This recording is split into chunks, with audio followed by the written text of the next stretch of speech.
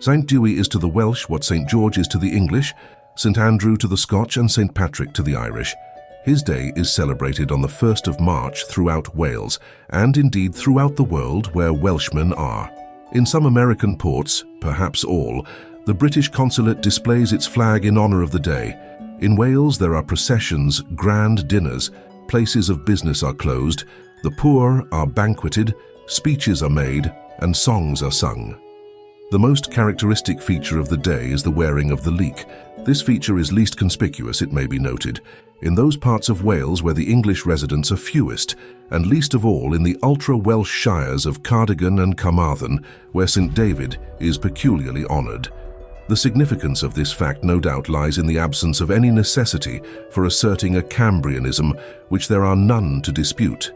In the border towns, every Welshman who desires to assert his national right wears the leek in his hat or elsewhere on his person.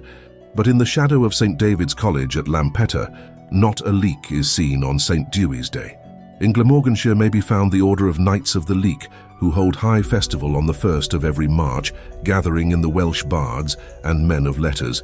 Why is the leek worn practically? Because the wearer is a Welshman who honours tradition. But the precise origin of the custom is involved in an obscurity from which emerge several curious and interesting traditions. A tradition is thus given in a pamphlet of 1642. David, when he always went into the field in martial exercise, he carried a leek with him, and once being almost faint to death, he immediately remembered himself of the leek, and by that means not only preserved his life, but also became victorious. Hence is the mythology of the leek derived. The practice is traced by another writer to the custom of Simhortha, or the neighbourly aid practised among farmers, which is of various kinds.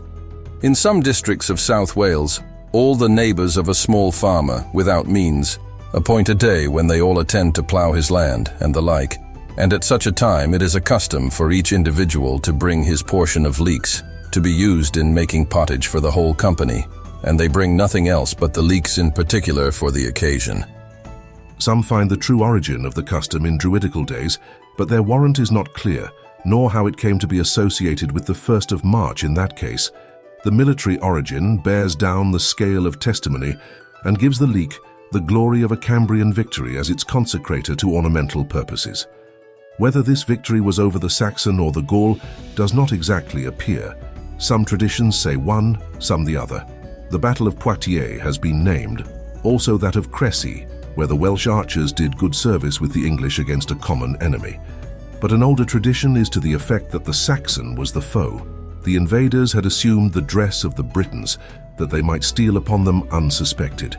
But St. David ordered the Welshmen to stick leeks in their caps as a badge of distinction. This he did merely because there was a large field of leeks growing near the British camp. The precaution gave the day to the favoured of St. Dewi. It cannot be denied that there have been found Englishmen rude enough to ridicule this honourable and ancient custom of the Welsh, though why they should do so, there is no good reason. The leek is not fragrant, perhaps, but if an old custom must smell sweet or be laughed at, there is work enough for our risibles in every English parish. The following is one of the foolish legends of the English respecting the leek.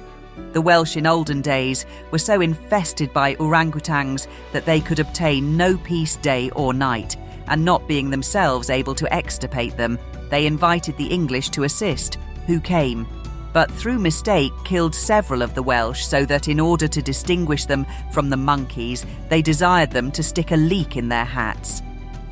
The traditional St. David is a brilliant figure in Welsh story. With the historical character, this work has not to deal. The legendary account of him represents a man of gigantic stature and fabulous beauty, whose age at his death was 147 years. He was a direct descendant of the sister of the Virgin Mary, and his first miracles were performed while he was yet unborn. In this condition, he regulated the diet of his virgin mother and struck down a preacher who presumed to preach in her presence. At the hour of his birth, St. Dewi performed a miracle, another when he was baptized, and he was taught his lessons at a place called the Old Bush in South Wales by a pigeon with a golden beak, which played about his lips. As he grew up, his miraculous powers waxed stronger, and magicians who opposed him were destroyed by fire, which he called from heaven to consume them.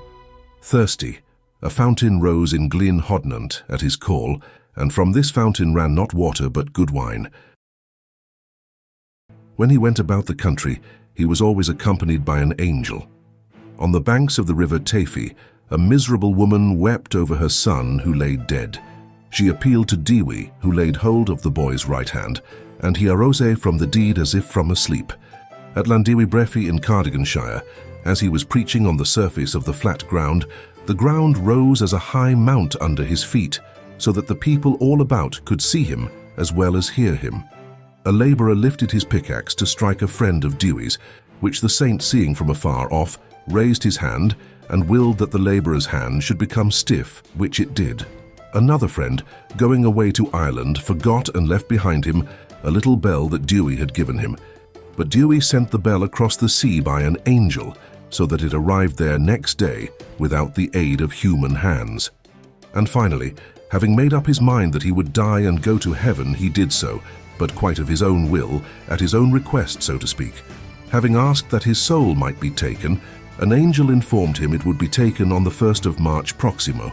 So David bade his friends goodbye on the 28th of February, greatly to their distress. "Alas," they cried, "the earth will not swallow us. Alas, fire will not consume us. Alas, the sea will not come over the land. Alas, the mountains will not fall to cover us."